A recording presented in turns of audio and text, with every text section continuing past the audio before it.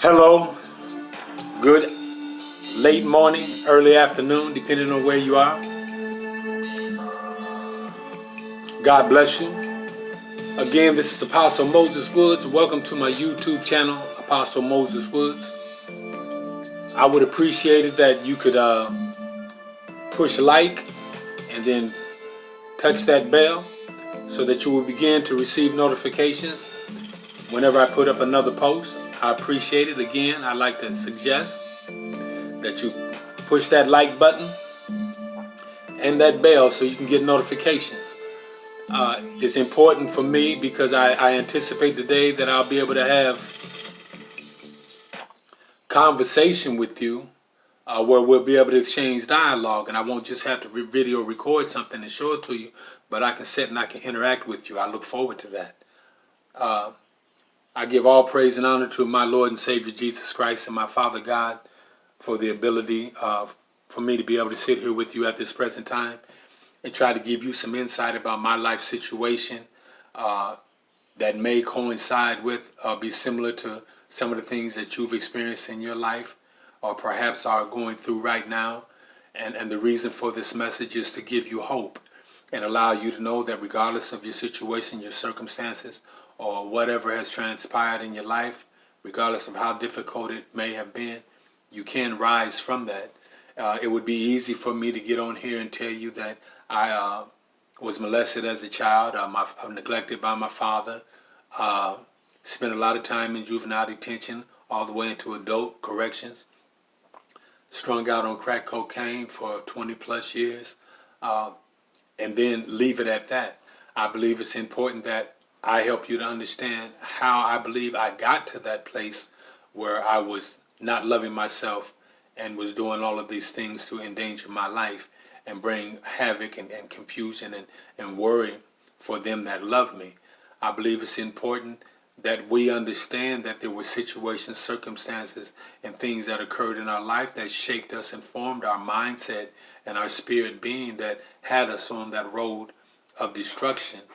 And I believe it's important that we know that just because we were there, just because life has not been really good to us, it's been rather difficult for many of us, that we don't have to remain there, but that we can come up out of that and that we can be utilized in a great way to help somebody else, those that are near to you and those who your shadow will pass over as they're sitting and they look at you and say, wow, I remember that individual. I remember when I seen them in this predicament or that predicament and when they were down and out, but now look at them.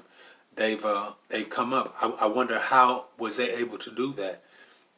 And the reason for my series that I decided to give you is so that I can give you a step-by-step of what I went through, how I stood in the midst of the adversity, and how I was able to come out of it and get to the place that I am right now, which I consider myself spiritually, mentally, and emotionally and physically free.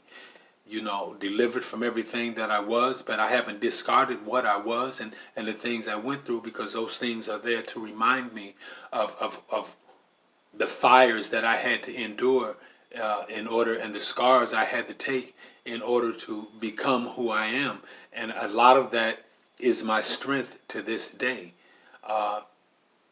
There's often a saying that, God takes them that he wants to use the most through hardship. And I believe that because I believe it's impossible for me to go back in and have a conversation with somebody about something they're dealing with if I've never been through it myself.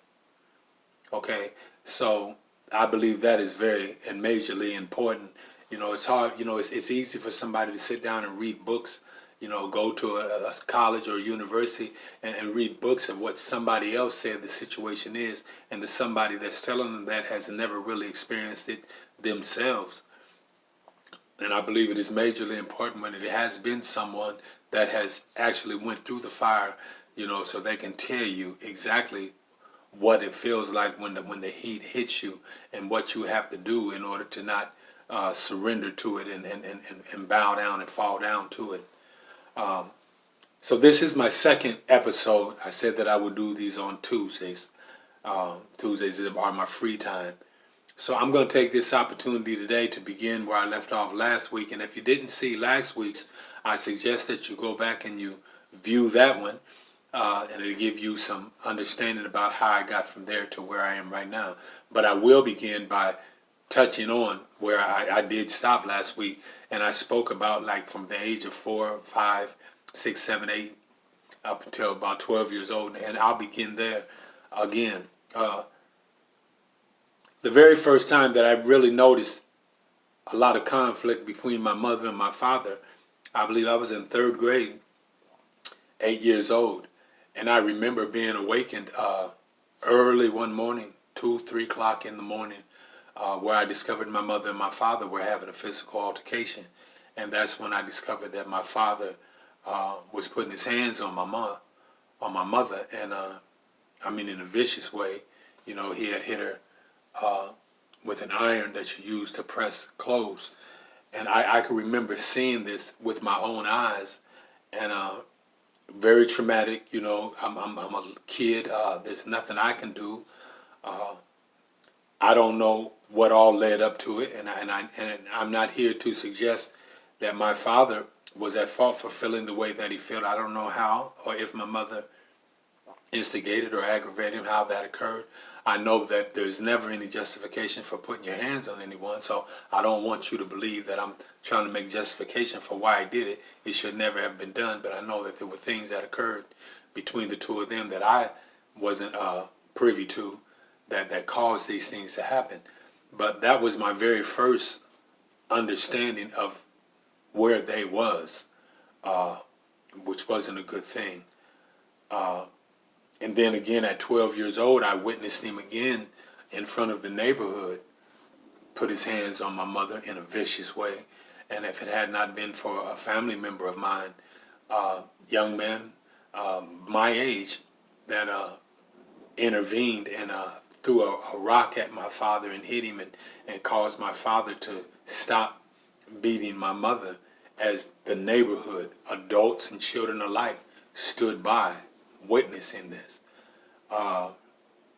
So it's little things like this, and not a little thing, but things like this that occurred, visualizations and things that I heard, I put into my ear gates, and I seen with my eyes, that begin to shape me, and begin to devalue me, begin to make me angry, began to make me want to, how can I say, I felt, I wanted to lash out at somebody.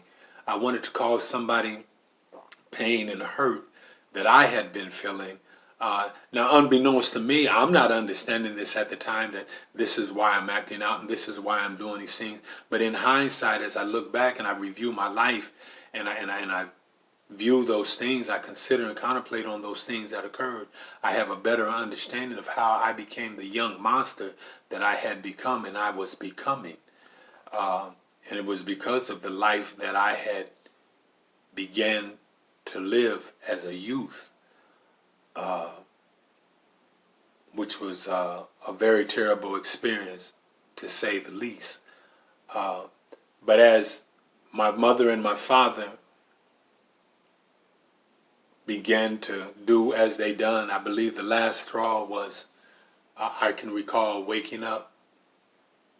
It was late at night. I hadn't woken up, but my mother had came home, and apparently her and my father had met, because my father had moved out and was living somewhere else. He had his own place at this time, but he and my mother decided that they would try to reconcile. I believe something occurred, but anyway, I remember my mother coming home and telling us that my father had been stabbed. And I'm standing outside as a child. I remember knowing my father's in the hospital. I can't get there. Just really not knowing what to do or what to think. Things going on in my life that should not be going on in my young life. Things that I should never have to try to figure out. But at this time, I'm having to. And I recall some hours later, a figure walking down the street through the dark, and I would catch glimpses as he passed under the street lights, and I noticed, my father had a very distinctive walk, uh, and I recognized that it was my dad coming, so naturally I was happy to see that he was not deceased. And I remember him walking by me, and I stopped, and I noticed he was wounded. He had gotten out of the hospital. They had sutured him up, and he had gotten out of the hospital. And I just remember that visualization. I remember seeing that. Just another thing in my life that was pushing me to that place. Uh, that place that I hate looking back on. And I may get emotional during this because I've often recalled a lot of things that occurred in my life, but some of them I've never really, really dealt with. I've just kind of put them away, put them in the category of, well, if you've had 10,000 issues, you've had one, or you've won. If it's 10,000, everything bad is bad, and everything bad goes into a box, and the 10,000 things are just recognized as being bad, and I don't have to go over all 10,000 of them to know they were bad. I just know that they're all in this one box, and they're all bad. And so at this time, I'm going through some of these things, and at that time, my father had moved out, and it had gotten really difficult for my mother, a mother with 5 children, and used to my father being there, paying the bills, doing everything that a man is supposed to do. And he was a great father to us, a provider, I should say, when he was in the house, a great provider. We never went without a thing, new bicycles, brand new fresh clothes every year for school. My father would change cars once every year, a couple years, and we went on vacations. From the outside looking in, it just appeared as though everything was wonderful. And up until, like I said, about my my 3rd grade year, uh, my life was wonderful until the reality of my mother and father situation began to take its place in my life.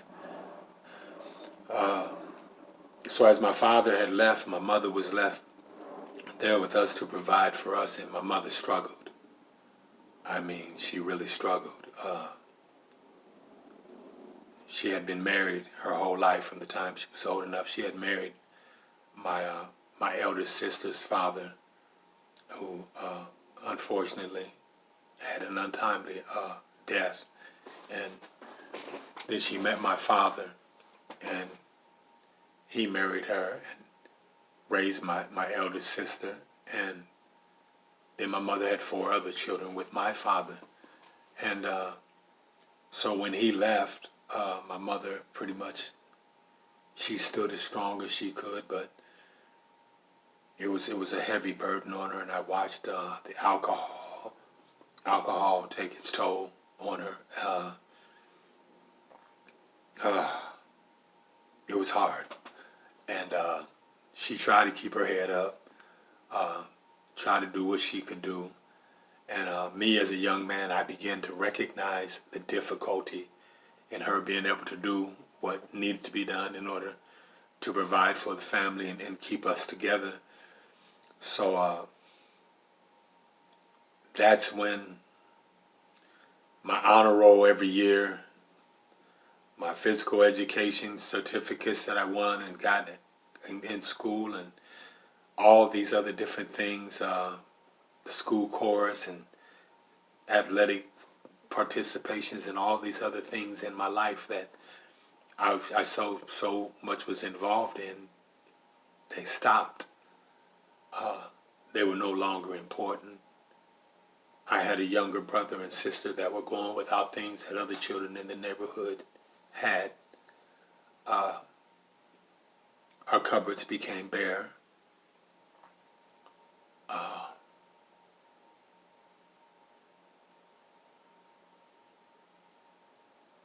So immediately, I had to grow up. I had to begin to take some responsibilities that a young man at 11, 12 years old should never had to have taken on, but it had to happen. I had a younger brother and sister that I wanted to keep these difficulties hidden from. I wanted their childhood to be their childhood, so I began to steal. I began to associate myself with the individuals in our neighborhood that were hustlers, go-getters. And so I began to hustle.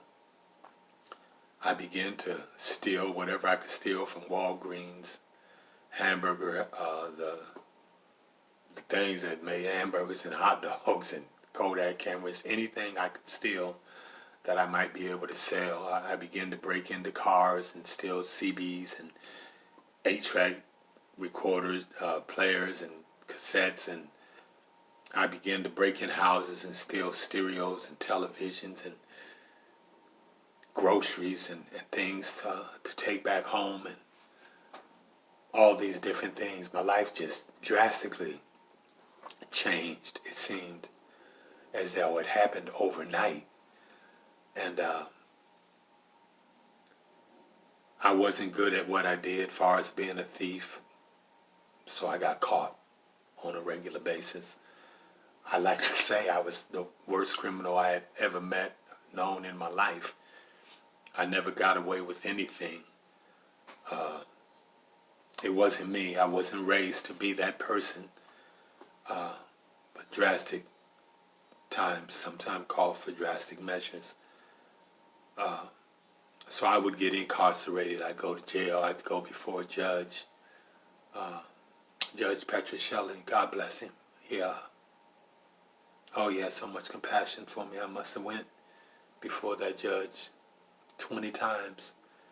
And he did everything that he could to keep from sending me away to a foster care or a juvenile delinquent center or whatever the case might be. He wanted to smack me on my hand and just tell me, look, son, be better, do better.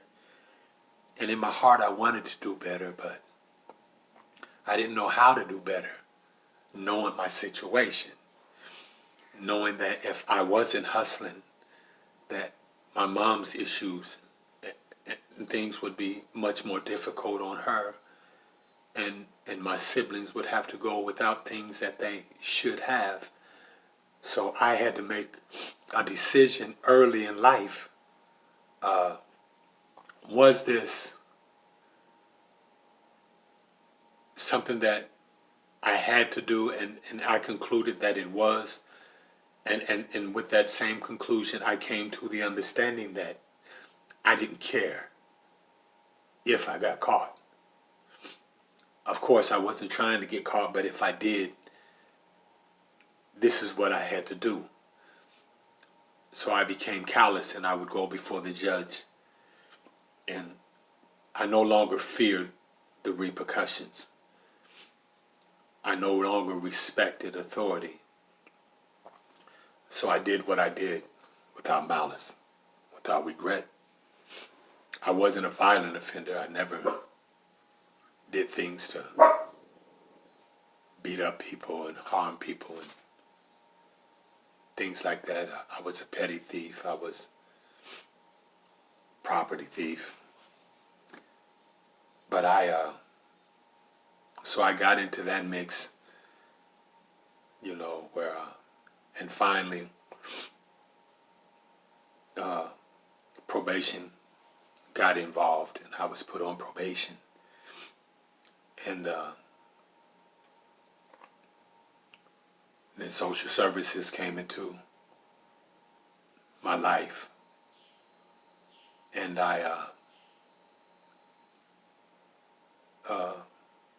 my probation officer, Mr. Simmons, I didn't know then, but I know today he was truly my friend. He was trying to be, and he was trying to rescue me. He gave me ample opportunity, and I did wrong. And one time he was going away to college to do something, or I believe it was a 30-day course, and he didn't trust me being there without his supervision, so he suggested that I be sent away to a facility for 30 days. And I was court ordered to go to this facility for 30 days. It was my first time away. And now the social services, Mr. Cal Fonda, she tried everything she could to solve the issues in-house and not have me removed away. And her and my probation officer were at odds with that, and they fought against one another, one saying that I should go and the other saying that I shouldn't. And I'm happy to report today, before I get sidetracked, that as a result of that, they're both married now and have been together for 40 years, and over 40 years, I believe. And so that good thing come out of it. I did my first stint in juvenile center for 30 days. And I remember as my 30 days was concluding, I had not heard from my probation officer. So I contacted the Scott County Court District and spoke with Judge Petrocelli personally. They hooked me up with him through his office. And I remember saying, "Judge, this is Moses." He said, hi, I'm Moses. I know who you are. He knew me personally well. And I told him what Mr. Travoy Simmons had said. I only have to be here for 30 days, and he said that he would get me out of here in 30 days, and 30 days will be up in like about 2 more days, and I don't see anybody making any arrangements to get me out of here. You going to stick to your word? Am I going to get to come home? And he's like, absolutely. He said, I'm going to contact these people as soon as we get off the phone, and I'm going to make sure you're out of there and at home. And I know that he did that because me being in a place like that was not what he wanted for me. You know, and he was a good judge, juvenile judge, good judge, compassionate. I love him. I love what he was in my life. Because at a time when I didn't love me or like me, it was good to receive that from somewhere. And he was that vessel being used to tell me that I had purpose. But anyway, after that 30 days, I got out, I went back home, and actually things got worse. That did nothing to deter me because I felt we still had a need and things had to be done in order for my family's life and situation to be more comfortable. And I was willing to do what was necessary to make that happen. And as I look back on it now, being incarcerated at that time and being away from home made it easier for me to be able to deal with that situation had it occurred again.